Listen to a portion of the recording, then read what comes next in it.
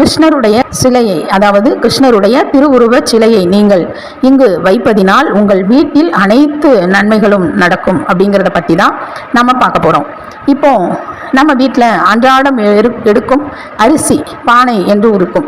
நமக்கு அந்த அரிசியை நாம் முழுவதுமாக கொட்டுவதற்கு ஒரு பாத்திரம், ஒரு ஏதோ ஒன்று நாம் வச்சுப்போம் இல்லையா? அந்த அரிசிக்குள்ள இந்த மிகச்சிறிய அளவில் ஒரு கிருஷ்ணருடைய திருவுருவ சிலை வைத்து நீங்கள் வச்சிட்டீங்க அப்படின்னா உங்கள் வீட்டில் நல்ல ஒரு செல்வ வளமும் நல்ல வற்றாத தானியங்களும் தானிய வகைகளும் பணம் பொருள் சேர்க்கை என்று உங்களுக்கு நிறைய கிடைக்க ஆரம்பிக்கும். இந்த மாதிரி அரிசி பானைக்குள்ள அவருடைய திருவுருவ சிலை இருக்கும் பொழுது அதுக்கு நீங்கள் தூப தீபம் காட்டணுமா வேண்டாமா அந்த மாதிரி எந்த விதமான எதுவும் இல்லாமல் அவருடைய சிறிய அளவில் ஒரு சிலை வாங்கி நீங்கள் அங்கே வச்சுருங்க. தினம் தினம் அரிசி எடுக்க எடுக்க அவர் மேலே நீங்கள் வச்சிடணும்.